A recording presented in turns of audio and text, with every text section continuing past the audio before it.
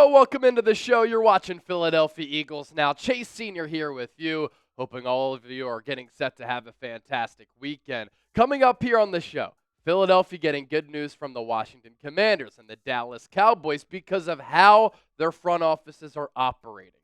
And we begin with the Commies here with their team-building strategy and their most recent acquisition in free agency. It points to a positive trend for Philadelphia and a downward trend for Washington, the biggest rival for Philadelphia in the NFC and in the NFC East. Let's begin right here. You see this posed here to my right. If you think the Eagles will win the NFC East in 2025, becoming the first team to win back-to-back divisional titles inside the NFC East since 2004, I want you to hit that thumbs up icon and like the video. If not, I want you to comment why and explain your reasoning. On Wednesday night, the news made official that the Commanders are signing pass rusher Von Miller. He tweeted it out as well. DC, what's good? And he's going to continue what has been an illustrious career in our nation's capital. And pass rusher is a position that the Commanders needed to add to and upgrade, given how that defense struggled last year under Dan Quinn in his first year as head coach with Washington. And you cannot question Von Miller's resume. He is one of the best edge rushers in the history of the NFL. Second overall pick way back in the day out of Texas A&M by the Denver Broncos, and he's gone on to have a terrific career. Right now, going into 2025, he's 16th all-time in sacks with 129.5 quarterback takedowns. He's a two-time Super Bowl champion, Super Bowl 50 with the Denver Broncos, where he won Super Bowl MVP. Then a couple of years ago, he won another one with the Los Angeles Rams. He is a 7-time All-Pro, 3 times a first-team All-Pro selection, an 8-time Pro Bowler, and a member of the 2010s All-Decade team, meaning that from 2010 through 2020, he was looked at as one of the best players of that generation. Of course, at 36 years old, he is starting to get a little bit older, and he's not the player who he once was. He is no longer in his prime, but he is not going to be asked to be an every down pass rusher for this Commanders defense. He is going to be put in a position where he is a situational pass rusher. That speed demon coming off the edge, and on obvious passing downs, he can do what he does best. Pin his ears back, get after the QB. Last year with Buffalo and his career with Buffalo, he was a little bit of a disappointment because the sack numbers weren't there. He got into some legal issues. In 2024, he had 6 sacks, 7 TFLs, 17 tackles. You look back at 2023, 0 sacks in 12 games. 2 years before that, 8 sacks, 9.5 sacks, not bad production.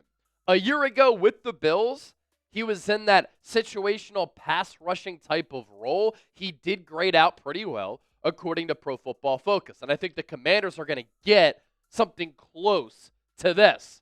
But if you're the Eagles, you're like, that's fine, bring it on. We have Lane Johnson and Jordan Mailata, 2 of the top offensive tackles in the game. But for Washington, they just needed to add a depth piece, and Von Miller is going to be able to help in that category. Last year, overall PFF grade of 82.4. That was 15th among 211 edge rushers. Pass rushing grade, 83. That ranked 11th. 32 pressures, not bad. That was 55th at the position. 23 hurries, again, not an every down player. Solid numbers there. That ranked 50th. And you look at the numbers here, his usage, right? I thought he made the most of his opportunities for the most part. Again, at this stage of his career, 209 pass rush snaps. That was 91st at the position. They lost, the Commanders did, Dante Fowler in free agency. He had a really good year with Washington. He went back to the Dallas Cowboys. He served as that speed rusher on the outside.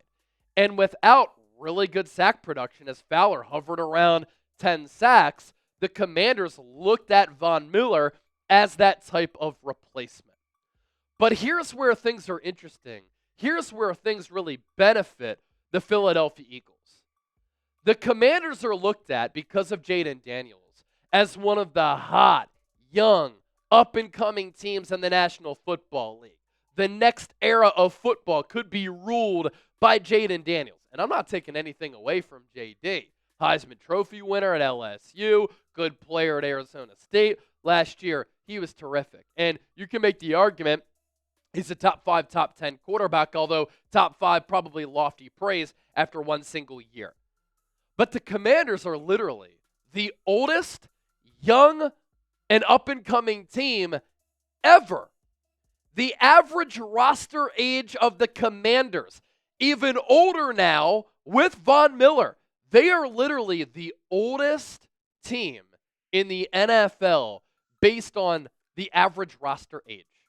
The Commanders' average roster age, 27 and a half years old. Again, dead last in the NFL. The Philadelphia Eagles, led by Howie Roseman, Jeffrey Lurie, Nick Sirianni, and this Eagles roster, they just won the Super Bowl. Yet still, going into 2025, they have an average roster age of 25.4 years old.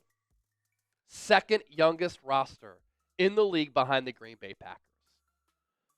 With the addition of Von Miller, the Commanders have 31 players who were 29 years old or older.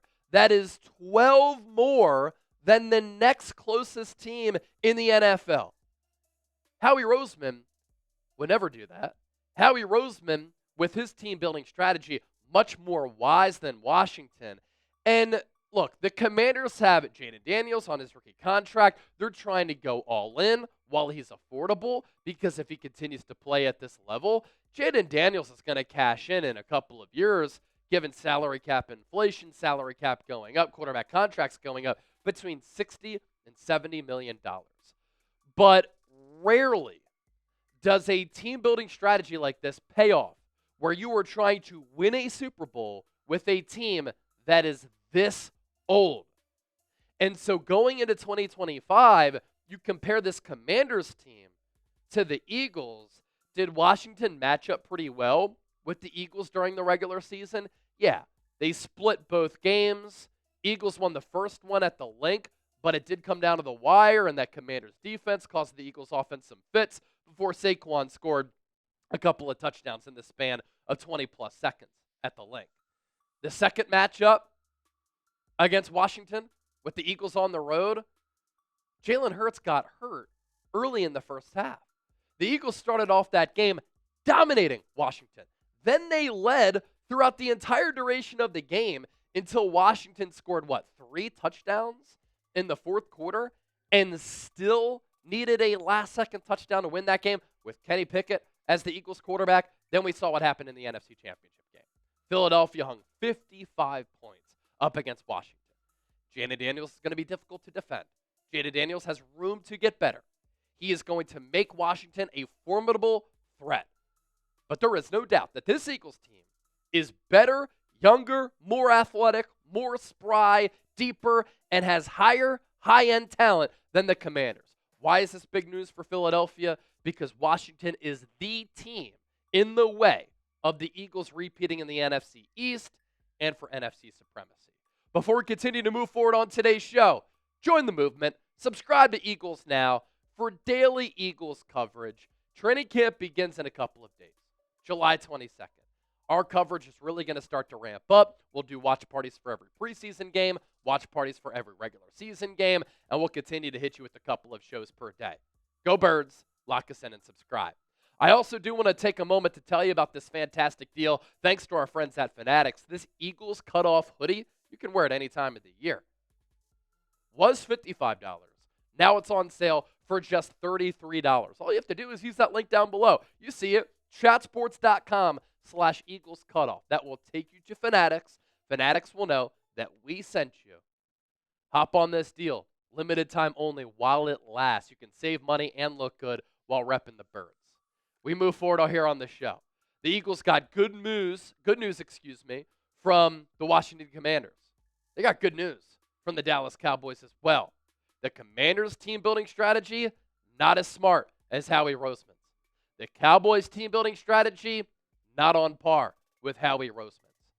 And the Steelers, making T.J. Watt the highest-paid non-quarterback in the NFL, ties in the Dallas Cowboys. Adam Schefter with the news yesterday. Steelers star TJ Watt has become the highest paid non-quarterback in NFL history for the second time in his illustrious career, reaching agreement today on a 3-year, $123 million extension that includes $108 million fully guaranteed at signing. Huge dollars for a pass rusher, especially who is on the other side of 30. The $41 million per year average, the highest of any non-quarterback in NFL history. The deal has been in the works between CAA Sports and the Steelers front office for months. You want to talk about a team going all in?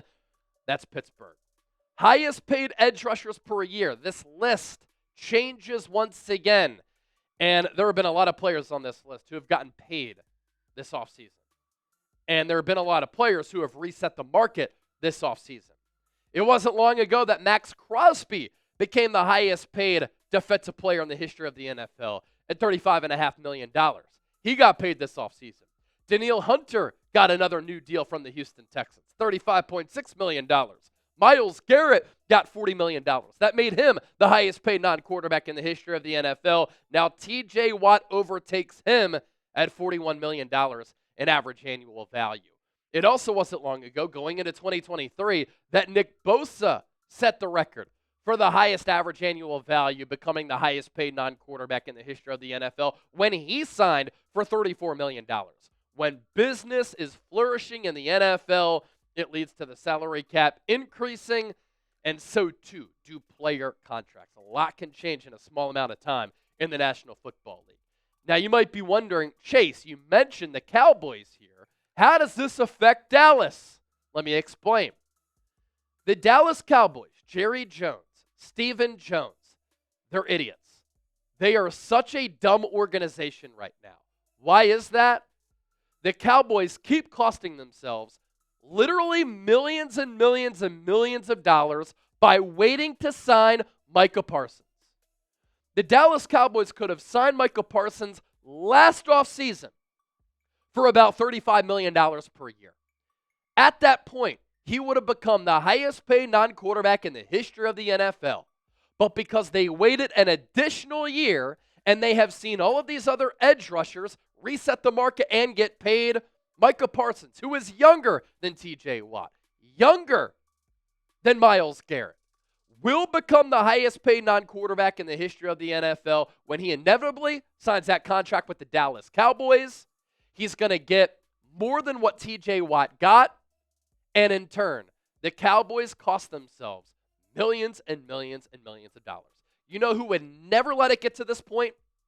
Eagles general manager Howie Roseman. His team-building strategy has been genius-like because he always signs his own players to contract extensions early as compared to late. You would think that other GMs across the NFL would take note of how Howie Roseman does business. The Eagles still have plenty of salary cap space left. They have the second youngest roster in the NFL. They are now paying a lot of their stars well below what other stars are getting paid. Howie doesn't let other players and teams dictate the market. He dictates the market. The Cowboys now have waited to sign Micah Parsons all this time, and now they're going to have to overpay for Parsons, whereas Howie paid Devontae Smith early, A.J. Brown early. He's going to pay Jalen Carter early. The Cowboys would never do that. This is part of the reason why the Eagles are the class of the National Football League, and this is why they are running such a tight and intelligent ship and organization right now. Don't forget to turn on your notifications, hit that bell icon, and subscribe to us here on Philadelphia Eagles. Now, always have you covered with Daily Eagles coverage right here on the channel.